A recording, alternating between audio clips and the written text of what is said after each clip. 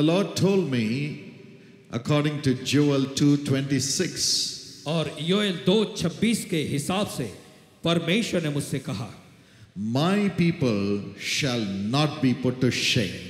कि मेरे लोग कभी भी लज्जित नहीं होंगे. Tonight the Lord's honor is going to come upon every one of you. आज की रात परमेश्वर का आदर और सम्मान आप में से हर एक की जिंदगी पर आएगा. God does not want his people to go through shame and be ashamed.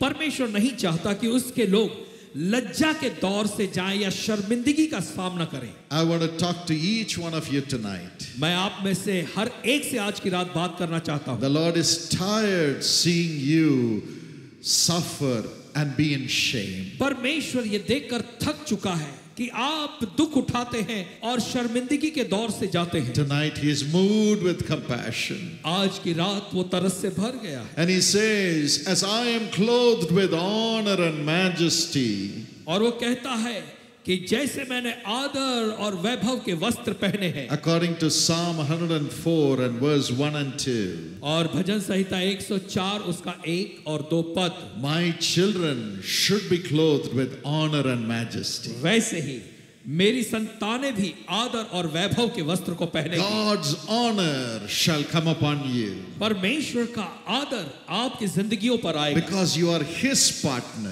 क्योंकि आप उसके सहभागी हैं. You have joined with him as a young partner or a family blessing plan partner or a business blessing partner or a prayer tower partner to wipe away the tears of others along with Jesus. और आपने खुद को प्रभु यीशु मसीह के साथ जोड़ लिया है. हो सकता है युवा सहभागी योजना के द्वारा हो या बिजनेस ब्लेसिंग प्लान के द्वारा या पारिवारिक आशीष योजना के द्वारा, किसी न किसी तरीके से आपने प्रभु यीशु मसीह के साथ अपने आप को जोड़ लिया है. The Lord will surely bring honor in your life. निश्चित रूप से परमेश्वर एक बड़ा आदर सम्मान तुम्हारी जिंदगियों में My लाएगा. people shall not be put to shame. परमेश्वर कहता है मेरे लोग कभी शर्मिंदगी का सामना नहीं करेंगे. And in Zephaniah 3:19 he says, और जकरिया 3:19 में वो कहता है in every place that you have gone through shame, कि हर he will एक bring you praise and honor.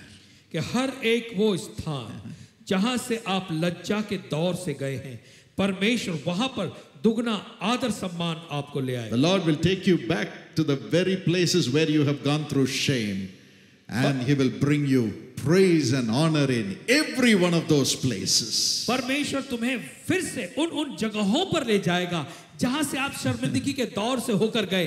परमेश्वर उन्हीं जगहों पर फिर से लेकर जाकर आपको आदर दिलाएगा. God is a God of justice. परमेश्वर जो है वो न्यायी परमेश्वर है. And he says, I will do justice for my children.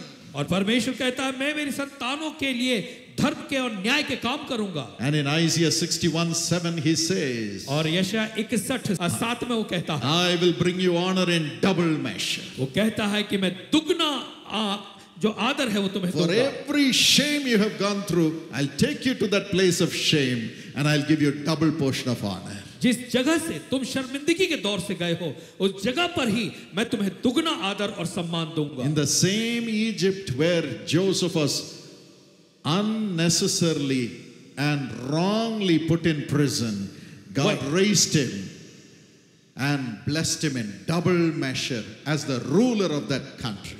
और मिस्र में जहां पर यूसुफ जो है वो तरह की शर्मिंदगी के दौर से गया, परमेश्वर ने उसी मिस्र में यूसुफ को जो है ऊंचे स्थान पर नियुक्त कर दिया. The devil brings dishonor in our lives. शैतान जो है वो बेइज्जती हमारी जिंदगी में ले आता है. Yes, according to John 10:10. हाँ, यूहन्ना 10:10 के हिसाब से Jesus says the thief comes to steal, to kill and to destroy your lives. यीशु मसीह ने कहा कि चोर आता है चोरी करने के लिए, नाश करने के लिए, but I have come to give you life. लेकिन यीशु मसीह ने कहा कि मैं आया हूं ताकि तुम जीवन पाओ. Yes, the devil steals our blessing. देखिए ये जो शैतान है ये हमारी जिंदगी की आशीषों को चुरा लेता है. Destroys our job, our home, our soul. हमारे घर, हमारे नौकरी, हमारे प्राण सब वो नष्ट कर देता है. In Mark chapter 5 we see that. मरकुस 5 में इस बात को हम देखते A हैं। man was demon possessed. एक आदमी था जो दुष्ट आत्माओं से पीड़ित The था devil pushed him to the cemetery and the graves. और दुष्ट आत्माओं ने ऐसा किया कि वो आदमी जो है वो कब्रों में, कब्रिस्तान में रहता था। Threw him out of the home. उस आदमी को उसने घर से बाहर कर दिया Made था him take off his dress and be naked. और शैतान ने ऐसा किया कि वो अपने वस्त्र उतार कर फेंक कर वो बिल्कुल नंगा रहने लगा। Made him take stones and wound himself. और ऐसा होता था कि वो पत्थर लेता था, अपने शरीर को उस पत्थरों से घायल करता था। And made him cry day and night in the midst of all the graves. और फिर उन कब्रों के बीच में शैतान ने ऐसा किया कि वो आदमी बस पीड़ा में और तकलीफ में ही रहे। What a shame. कितनी शर्मिंदगी की जिंदगी थी। Yesterday one person met me. कल एक आदमी हमें मिला, He was working in a hotel. वो होटल में काम करते थे। He said, in 6 months I have changed 5 jobs. उसने कहा कि देखिए 6 महीने में मैंने 5 नौकरियां बदल दी हैं। I spent all my money on study.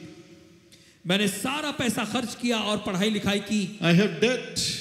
मुझ पर कर्जा है, My parents have debt. मेरे माँ बाप के ऊपर कर्जा है। I thought I'll get a good job. मैंने सोचा मुझे अच्छी नौकरी मिल जाएगी, But I'm not able to stay in any job for more than a month. लेकिन 1 महीने से ज्यादा मैं किसी नौकरी में टिक नहीं पाता हूँ।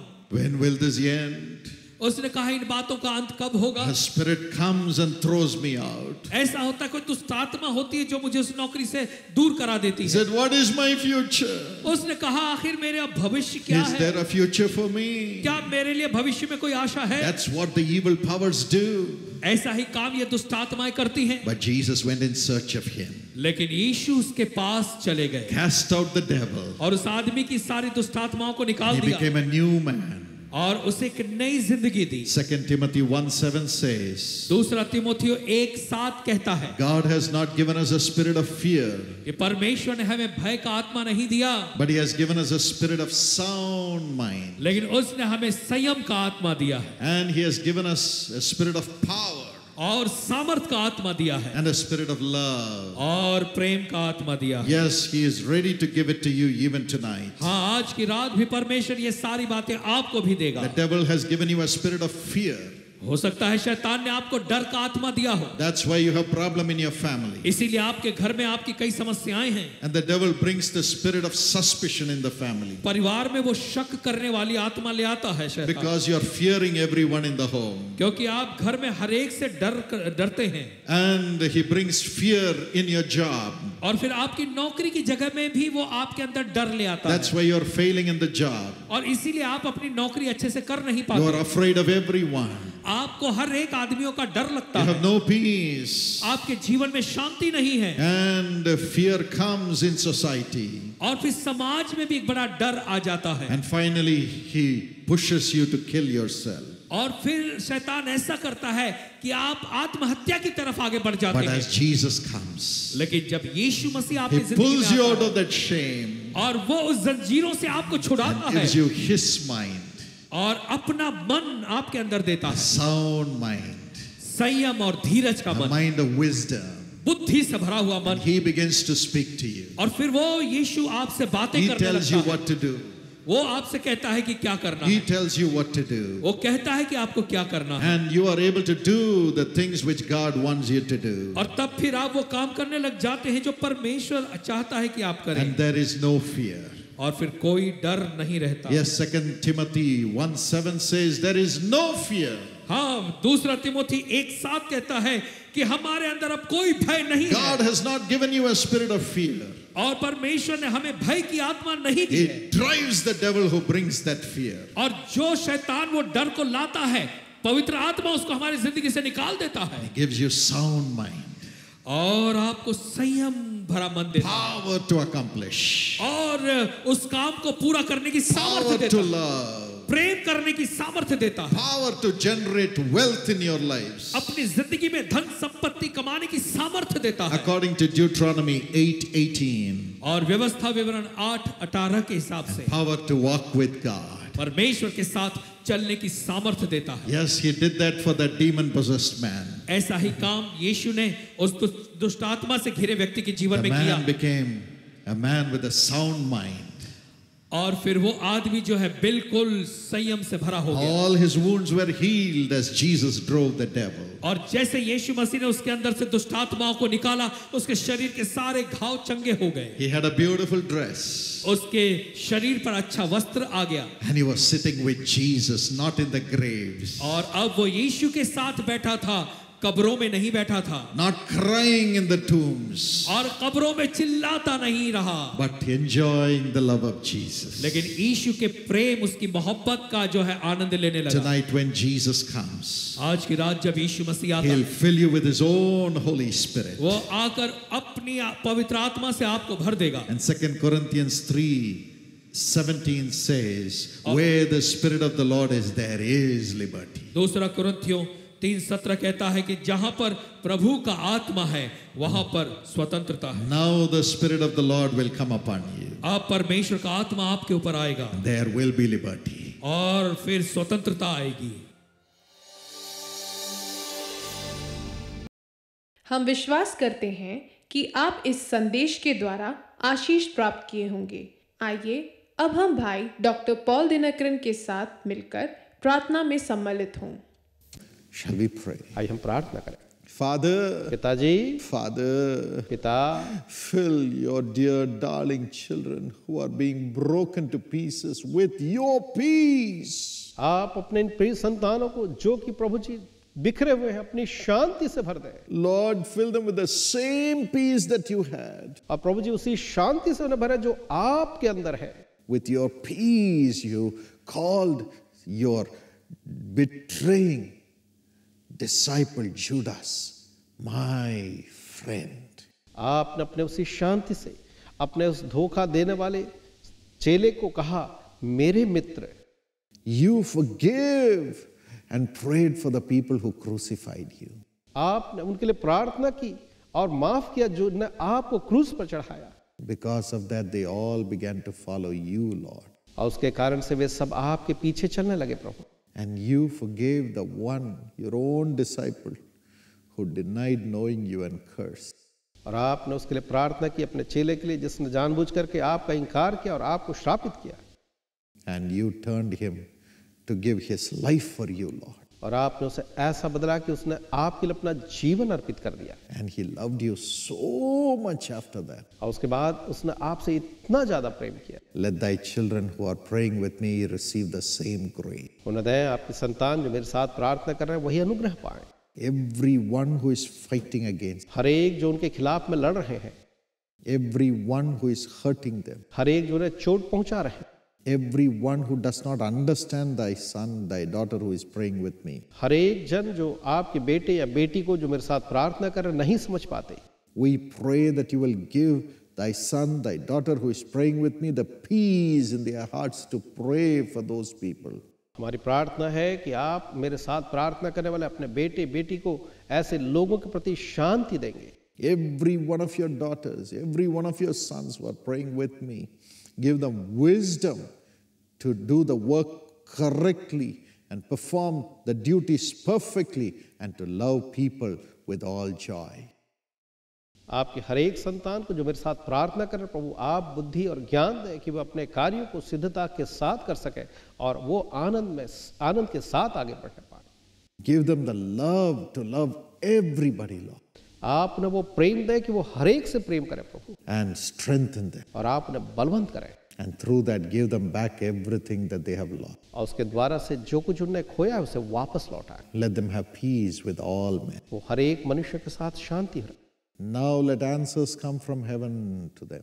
अभी इस समय उनके लिए स्वर्ग से उत्तर आने लगे। According to your measure, bless your darling children who have prayed that prayer.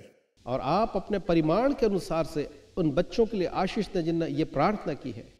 Bless them. उन्हें आशीष दें, Bless them. आशीष दें, Bless them. आशीष दें। Give thy children long life. अपने बच्चों को दीर्घायु दें, Heal their body. उनके शरीरों को चंगा करें, Provide the finances they need today, Lord. उन्हें आवश्यक धनराशि दे प्रभु And turn everything in their favor, Lord. और सब कुछ उनके पक्ष में कर दे। Whatever property, whatever promotion has to come to them, let it come in search of them. जो भी संपत्ति या उन्नति उन्हें मिल रही है प्रभु उनकी खोज में आए।